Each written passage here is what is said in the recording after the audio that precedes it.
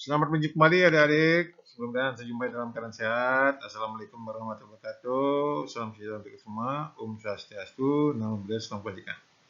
Mari kita lanjutkan pembicaraan kita, yaitu untuk penguasaan listrik dinamis, tapi khusus tentang energi dan daya listrik. Mari kita bersama-sama penjelasannya. Selamat menyimak.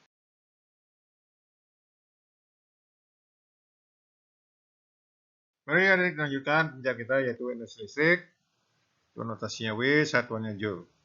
Kita ingat bahwa waktu belajar beda potensi tegangan, bila antara sebuah pengantar diberi tegangan atau beda potensial, maka akan terjadi arus listrik, terjadi pemindahan muatan.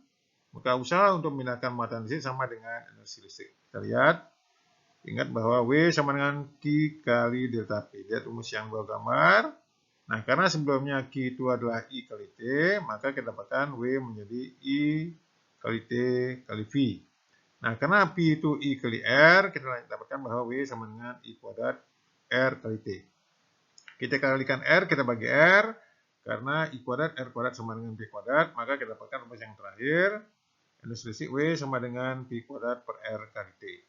Jadi begitu adik-adik, bila nanti I-nya dalam kuat arus dalam ampere, R-nya hambatan dalam ohm, T-nya waktu dalam detik, P beda potensial dalam volt, maka energi listriknya nanti dalam joule.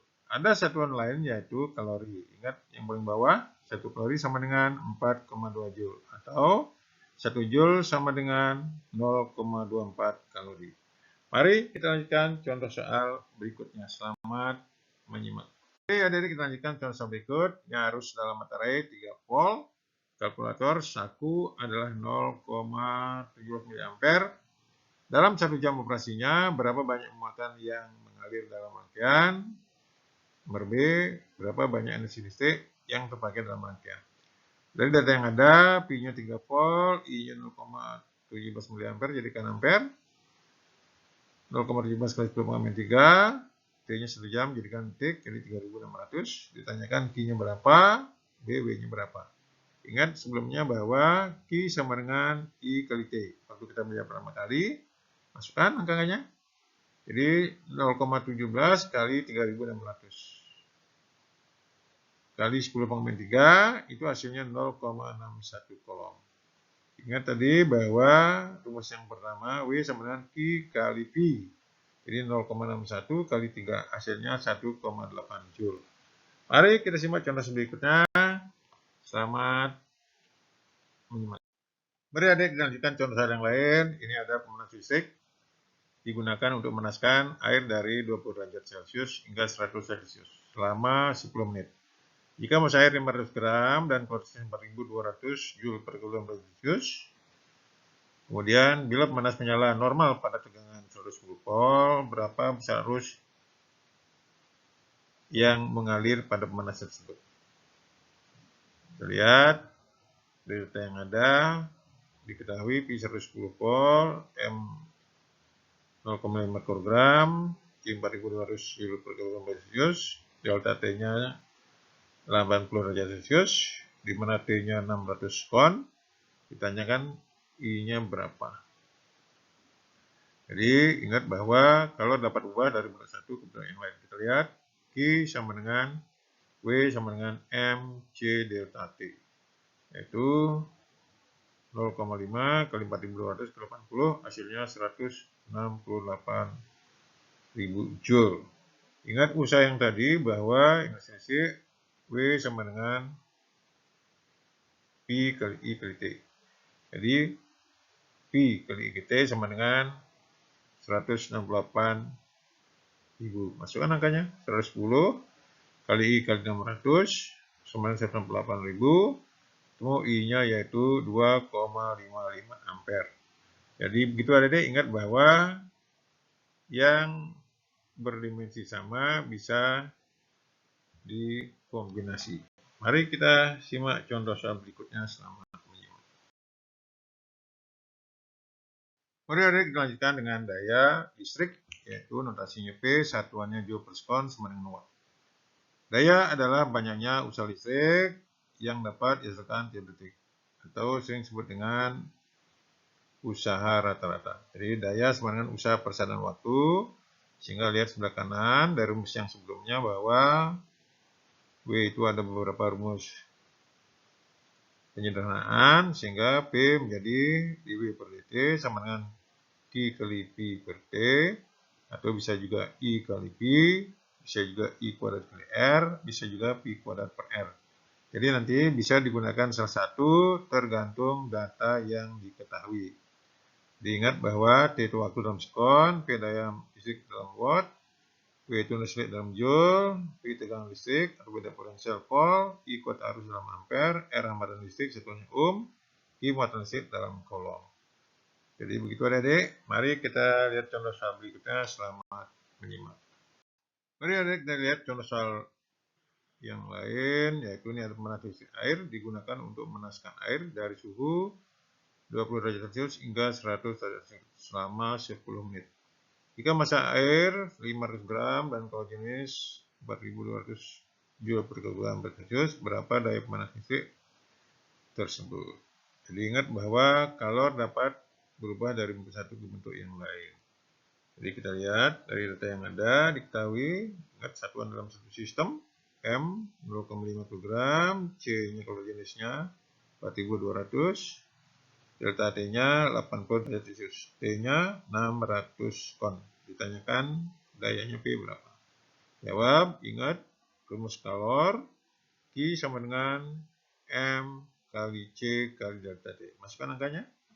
Jadi 0,5 kali 4200 kali 80 sama dengan 1000 sama dengan 168.000 Joule. Nah, ini sebagai energi listrik yang berubah jadi kalor. Jadi di dalam ini berarti W-nya sama dengan Q.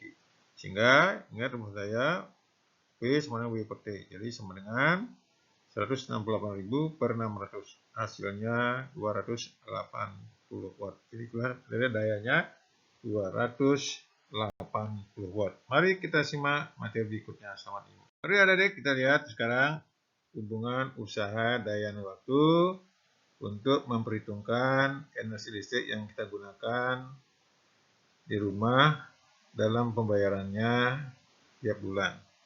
Kita lihat itu tadi dari rumus daya P sama dengan W per T, sehingga bisa dituliskan yang atas rumusnya W sama dengan P kali T.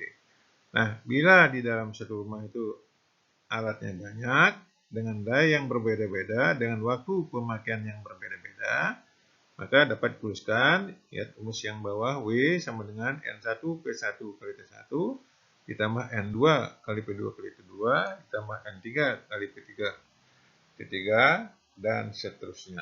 Di mana N itu adalah banyaknya alat, P itu besar daya alat tersebut, T waktu lama pemakaian alat. Jadi begitu adik-adik, nanti kalau alatnya banyak, tinggal hitung jumlahnya berapa, dayanya berapa, kemudian waktu pemakaiannya berapa. Sehingga nanti berapa yang dibayar setiap bulan bisa diperhitungkan.